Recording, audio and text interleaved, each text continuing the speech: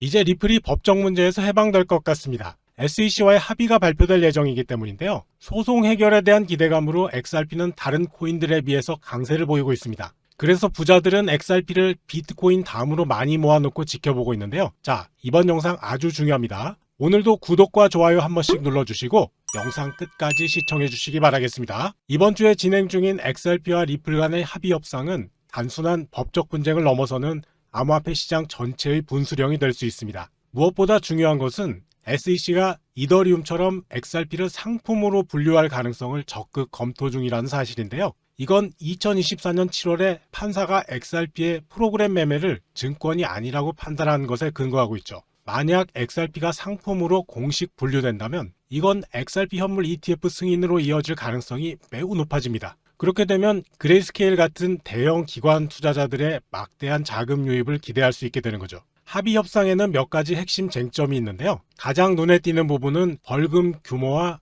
기관 판매 제한에 관한 내용입니다. 리플 측은 기존 1억 2,500만 달러에서 7,500만 달러 수준으로 벌금 감액을 요구하고 있고, 기관 판매 금지 조치의 완화나 철회를 강력히 주장하고 있습니다. 반면 SEC는 원한 고수와 일부 규제 유지의 필요성을 강조하는 상황이죠. 흥미로운 점은 리플이 코인베이스나 크라켄 같은 다른 기업들의 SEC가 보여준 유화적인 태도를 근거로 협상력을 확보하고 있다는 것입니다. 제레미 호건 변호사의 분석에 따르면 양측이 항소 절차 없이 비공개 합의에 도달할 가능성이 있고요. 이 경우에 법원의 기존 판결을 수정하지 않고도 조항 조정이 가능하다고 합니다. SEC가 XRP 상품 분류 검토 과정에서 이더리움을 벤치마크로 활용하는 점은 정말 큰 호재가 될 수 있습니다. 이건 두 코인의 유사성을 인정하는 의미 있는 신호탄이라고 볼 수 있죠. 이더리움의 경우 ICO를 통해서 1,800만 달러를 모금했고요. XRP도 리플의 판매로 자금을 확보했습니다.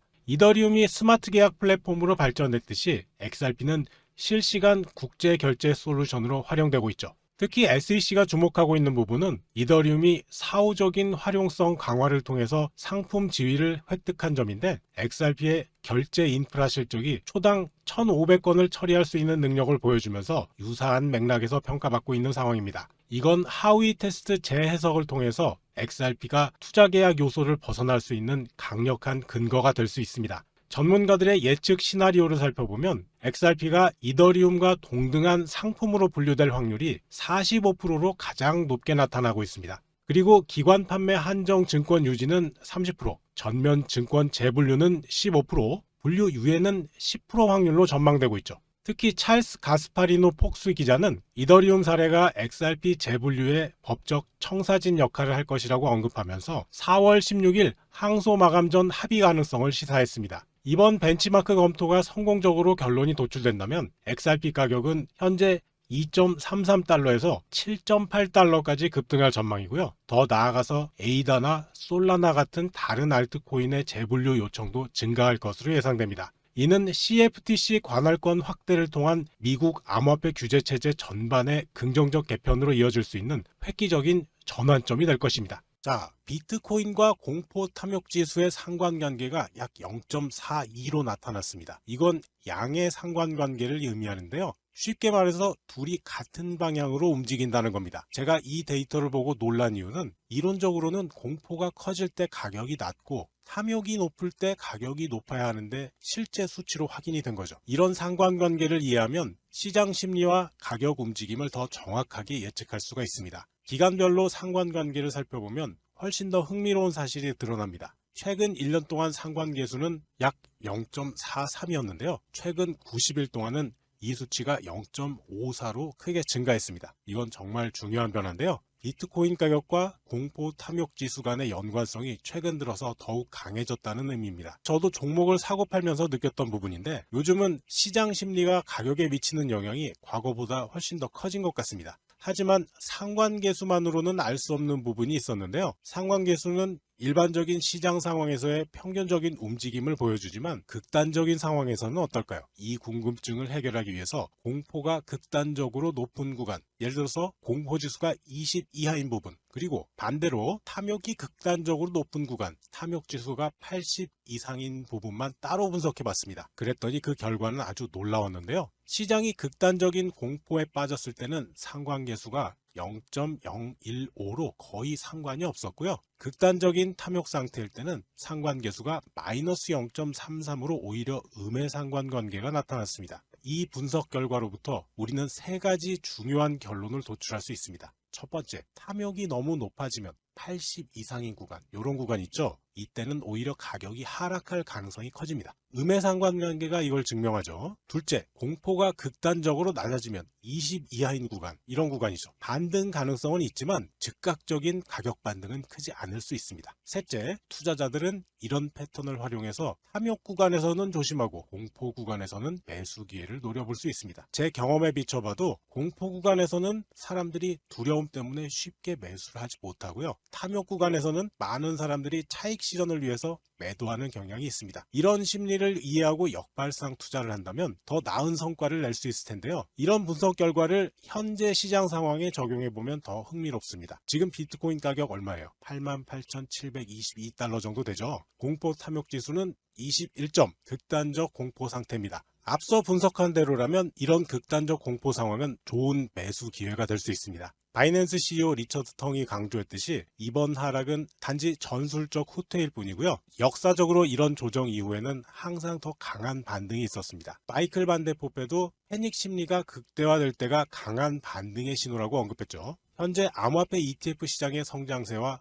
펀더멘털 지표의 강화를 고려하면 지금의 극단적 공포 상황은 장기 투자자들에게 오히려 좋은 기회가 될 수 있습니다. 매수의 기회겠죠. 시장이 가장 두려워할 때 용기를 내는 투자자가 결국 승리하는 법이니까요. SEC가 XRP를 상품으로 분류하게 되면 현물 ETF 승인 가능성이 획기적으로 높아집니다. ETF 승인을 위한 핵심 조건을 살펴보면 우선 상품 분류 확정이 필요한데요. 현재 SEC가 이더리움을 벤치마크로 활용하면서 이걸 적극 검토 중이죠. 이 결정은 오는 4월 16일 항소 마감 전에 이루어질 것으로 예상됩니다. 또한 리플과 SEC 간 진행 중인 법적 분쟁도 해결돼야 되는데 현재 합의 협상이 진전을 보이고 있어서 소송 취하 가능성이 커지고 있습니다. 흥미로운 점은 비트코인과 이더리움의 경우는 SEC가 선물 시장 존재를 ETF 승인의 근거로 삼았지만 XRP는 선물 상품이 아직 없음에도 불구하고 CFTC의 승인 없이 현물 ETF가 승인될 가능성이